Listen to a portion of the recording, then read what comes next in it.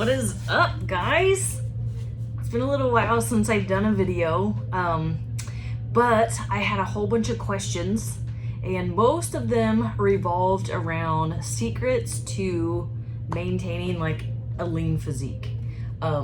Just asking my experience, like transitioning on the carnivore diet. I had a interview where I wrote a blog, and I posted everything like about my story, transitions that I went through. So if you guys haven't checked that out, it's in the link in my Instagram bio. I typed all that out for you guys, so it's a really good resource. Like, it talks about all different kinds of things, transitioning on like my whole first year on carnivore, because trust me, it's a long journey. It takes a lot of experimentation, and it took me quite some time to kind of figure everything out, myself as well. And I was a nutrition coach for years, but it's like carnivore, frankly, it's like a whole different animal, like kind of literally, figuratively.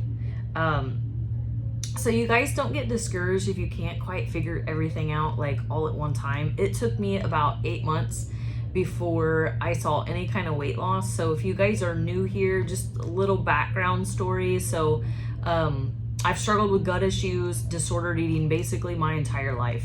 Basically, I made chasing a smaller body my hobby. I've written tons of posts about it. Wasn't diagnosed officially with Crohn's until 2018. So I lived a big chunk of my life, I'm 39 now. Big chunk of my life, like knowing something was wrong, something more than IBS. I mean, I had tons of triggers. And also in that post, I list like everything that I was sensitive to. So I'll just go over those real quick. So I struggled with digesting like fruits, vegetables, nuts, and seeds. Come to find out, like, I have a high lectin sensitivity, which is why I had issues with potatoes. Potatoes are high in lectins. Nut butters, like, could never figure out, even like when I would go low carb, but I was still consuming nut butters. And I used to love to put peanut butter, and sunflower seed butter was like a big favorite of mine, like in my oatmeal, gluten-free oatmeal. And I still would find myself distended, abdominal pain, bloating, like the whole bit, everything that I know a lot of you guys struggle with too. So it's not that I hate fruits and vegetables. I love them, but I can't digest them very well. I would get GI bleeding, all kinds of gas, bloating. You know how you look 6 months pregnant at night? Well, like, I basically lived that the majority of my life and never really could figure out why. I would notice that when I would go more meat-based or low carb, like I did Atkins years ago, like when it was popular, that a lot of my gut issues would subside and they wouldn't be as bad. So I knew there was a correlation there. Didn't quite figure it out until, later in life. But those were some of my triggers. Never had a very good relationship with carbohydrates. It's like cereals, breads, all the starchy ones. I noticed that I would want to binge more often. Like, even as an athlete, like a CrossFit athlete, I knew about nutrition. I had all the certifications, went through all of that stuff. So us coaches, like, are not immune to it. We're just like you guys. Like, I was still having binging tendencies and disordered eating issues, still with the carbohydrates. Like, I knew I had a problem with those. So none of us are immune. Like, we all have our own issues.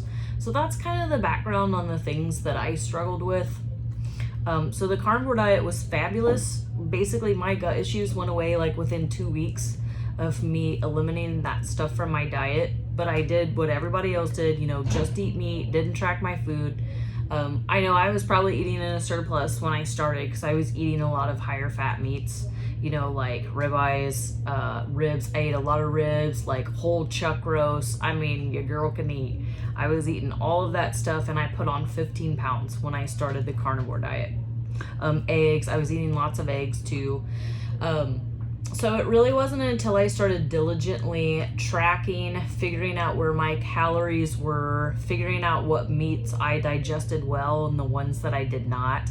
Throughout this process, I figured out, like, we even digest meats differently, guys. I don't digest pork very well, and I don't digest turkey very well, come to find out. So I've pretty much excluded most of those from my diet. I just eat them occasionally, like special occasions, social situations, things like that. But for the majority, like ground meat makes up the majority of my diet.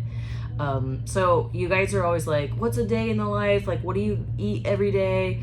Dude, I'm boring as fuck, man. I mean, basic. I eat for function. Ground meat and eggs. Here lately, I've been eating a lot of hard-boiled eggs too. Make up the majority of my diet.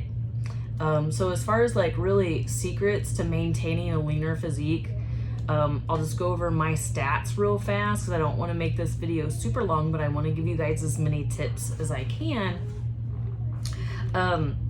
It's all about routine and your habits and like really knowing yourself. So get the book Atomic Habits. There's tons of us that have talked about it. I've posted about it. I posted tons of podcasts and helpful books for you guys. But really it comes down to cultivating a routine that builds consistency and is easy for you to adhere to. All right, so I have mine nailed down. So I'm just gonna speak from my experience because this is what you guys asked for. I'm an early bird. I like to get up early. I work 12-hour shifts, so I'll just walk you through a routine. I get up at 4 a.m. I train at the CrossFit gym at 5 a.m. I get in my training there because I am less likely to make excuses and not get my training in after work. I always get damn near every single day about 15,000 steps a day. I'm intentional. I get up, I walk around my CT machine, I walk around the room. Like if I'm at home, I mean, I walk after meals. So I walk. So I always say, if in doubt, walk. The answer is always walk. Movement makes up the biggest chunk of your day as far as like how many calories you burn. Like your workouts are only like a very small part. So just getting up and being active will help you guys a ton. Okay, and simple walking, get up, walk around the house, take the stairs, like whatever. I would say as far as gym training, I don't train half as much as I used to when I was beating the piss out of my body, frankly. I get in a solid 45 minutes to an hour in the mornings when I go. On my days off where I can sleep in, some days I'll throw in a lifting session, so I'll get more of my like cardio in the morning just because I feel better when I do some kind of movement, and then I'll get in my lifting at another gym close by or there in my apartment. I'll do like my lifting routine and I'll get that in. So really, like, that's my training. I do a mix of CrossFit and functional bodybuilding pretty much. I love CrossFit. It's my thing. I don't exercise to the intensity and the level that I used to because frankly, I don't really need to. I don't need to back squat 200 pounds. You know, I'm 105 pounds. I maintain my weight there. I eat about 1,850 to about 2,000 calories a day. I maintain my weight there. It's taken a lot of experimentation to just figure out, you know, what works. Like I said, I stick to ground meat and eggs the majority of the time. Keep it super basic and simple. Drink my electrolytes. I use Ultima Replenisher. You can find all of the product information in the link in my bio. Pretty much all my information lives there, guys. If you click on the link, like blogs, you name it, PDFs, I'm making more of those for you guys. Everything lives there. I have opened a new group coaching option because that was a huge request over the past like 2 weeks. So I'm gonna trial like a 30-day with you guys. I sent out information on my email list this morning. So if you guys are interested, I want to get this rolled out. I would like to have it rolled out and, you know, my applicants selected by next Friday. I'm only gonna take like 10, maybe 20 of you guys because I want to make sure I give you, you know, the attention that you need. And this is new, so I'm gonna need your guys' help and feedback as far as group coaching, but it's gonna be via private Facebook group. I'm gonna give you guys training that I do, things that help me, tips, all kinds of stuff. Anything that's in my little brain that can help you that I've learned over the 16 years of me working in healthcare and as a coach. I'm gonna give you guys all that you want. So it doesn't matter if you're a beginner or you just want to learn more. Like, I'm gonna tailor this to all of you guys and make sure that you get what you need. You know, I'm the graphics queen. I'm gonna make sure you guys get PDFs and all of that fun stuff. But really, like, the secrets, guys, are just habits, routine, get your movement in, eat good food that doesn't cause triggers for you. you know, everyone wants to focus on the little bitty things like meal timing and this and that and the other. And yes, those are important, especially when you get to a point where you want to do a fat loss cut. But 99% of you, one, are not eating enough in the first place. So most of you probably need to reverse diet. And I'll go over all of that stuff in my group and help all of you guys there out on social media as much as I can.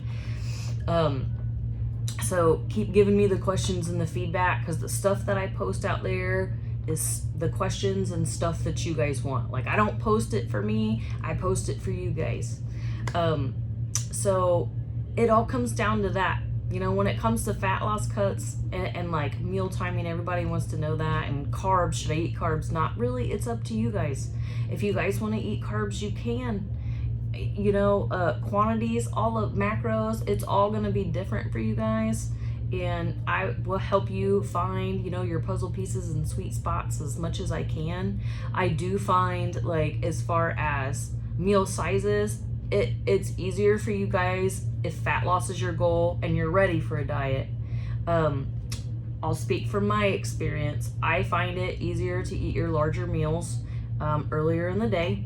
Largest meal being post-workout. If you're going to include carbohydrates, I find them most applicable and metabolized most optimally post-workout if you're going to include carbohydrates.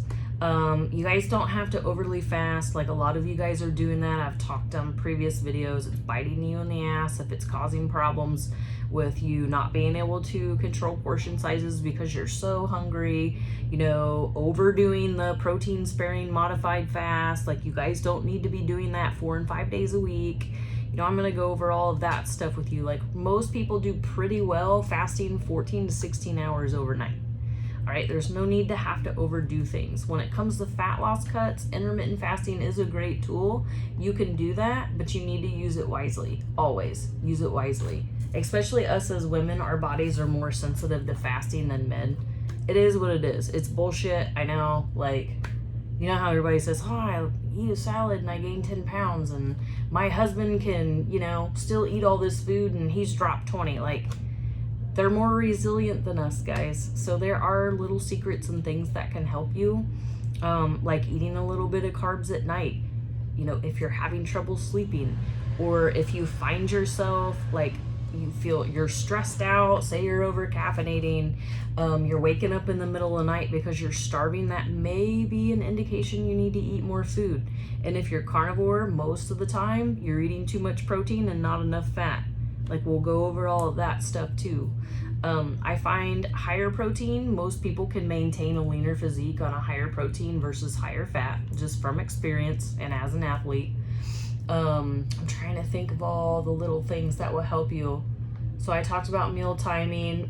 Most of you should be getting in at least 30 to 50 grams, maybe even more than that, per meal. It just depends on a protein per meal. If you're eating at least 2 to 3 meals per day, I find most women are pretty good around that 140 to 150 gram protein mark, pretty comfortably doing like a meat-based or carnivore diet.